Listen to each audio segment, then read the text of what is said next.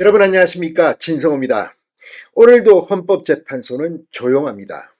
윤석열 대통령의 탄핵 심판, 지금 이 선고 기일도 발표하지 못했습니다. 웬일일까요? 자, 이로써 윤석열 대통령 탄핵 사건은 역대 대통령 탄핵 사건 중 최장 시간을 기록하게 됐습니다. 헌법재판소에 새로운 기록이 세워진 겁니다.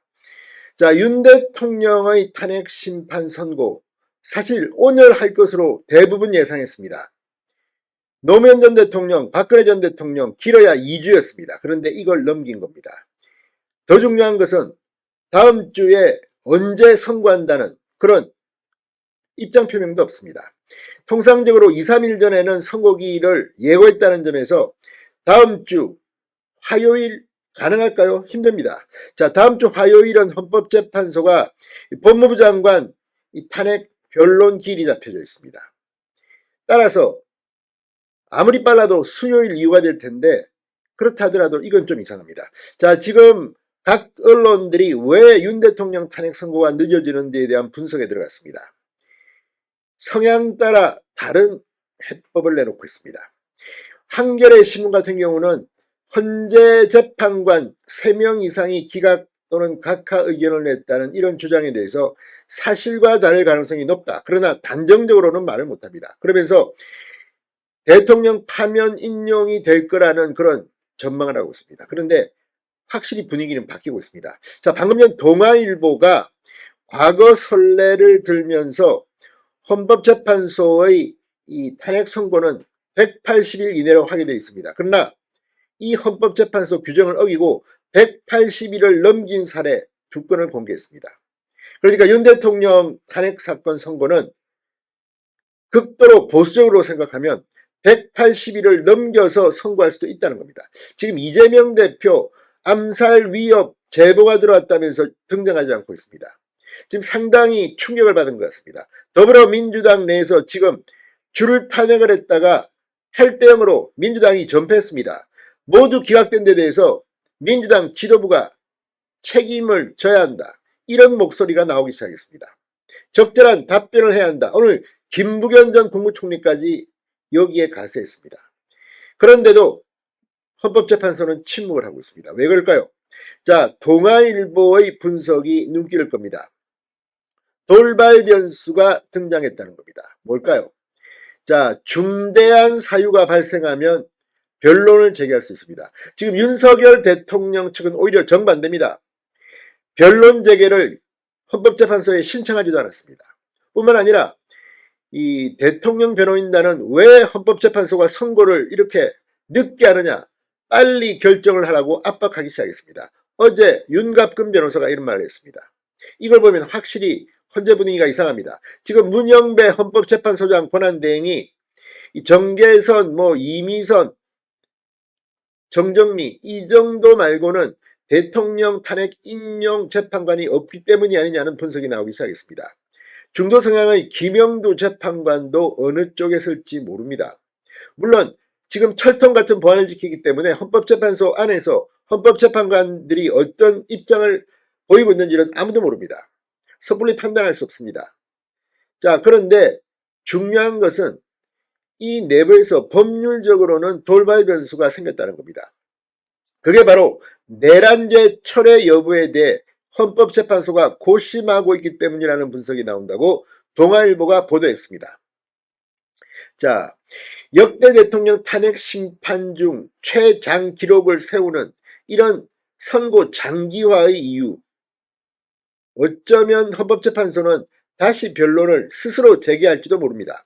자, 앞서 국회 측은 1월 3일 열린 윤 대통령 탄핵 심판 2차 변론기 준비기일에서 탄핵 소추 사유에서 형법상 내란죄를 제외하겠다는 입장을 밝힌 바 있습니다. 당시 헌재는 이 문제에 대해 해당 부분은 명문 규정이 없다며 재판부의 판단사항이라고 밝혔습니다. 내란죄 여부를 이 소추 사유로 볼지 탄핵 소추 사유 변경이 국회 재의결이 필요한 정도로 중대한 것인지 등에 대해서 헌재 재판관들이 직접 따지겠다는 겁니다.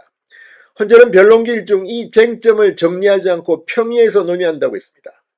그런데 과거 박근혜 전 대통령 탄핵 심판에서는 양측 동의하에 쟁점 정리를 먼저 끝낸 뒤 재판이 진행된 선례가 있습니다. 이에 내란죄 철회 여부를 두고 헌재가 막판에 고심하며 탄핵심판 선고가 지연되고 있다는 분석이 나온다고 동아일보는 분석합니다.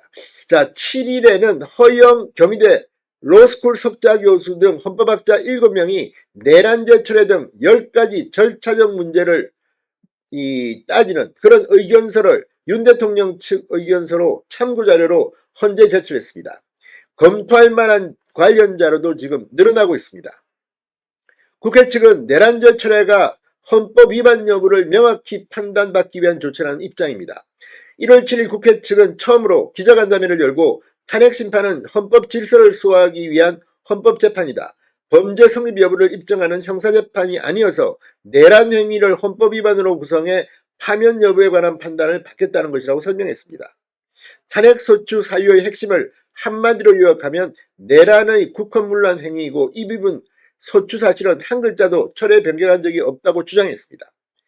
반면 윤 대통령 측은 내란죄를 탄핵소추 사유에서 철회하는 것은 중대한 변경에 해당하므로 국회의 재의결을 거쳐야 한다는 입장입니다. 윤 대통령 측은 내란죄를 철회한다는 것은 단순히 2가지 소추 사유 중 한 가지를 철회하는 것이 아니라 80페이지에 해당하는 탄핵소추서 내용이 철회되는 것이다. 따라서 헌법재판소 측은 탄핵심판을 각하해야 한다고 주장했습니다. 그러니까 요건이 안 된다는 겁니다. 내란죄 철회로서. 자, 내란죄 철회 여부가 이 재판 결과에 정반대로 뒤집힐 가능성도 제기된다고 동아일보는 분석합니다. 왜 그럴까요? 한 헌법학자는 탄핵소추 사유 중 내란죄 부분이 빠지면 핵심 근거가 흔들리는 것이 사실이다. 헌재가 이 부분을 어떻게 정리하느냐에 따라 결론이 크게 달라질 수 있다는 겁니다. 자, 또 이 180일 규정도 중요합니다. 지금 윤석열 정부에서 국회를 통과한 탄핵소추안 중 헌재 판단을 받은 8건의 평균 심리기간은 약 156일이었습니다.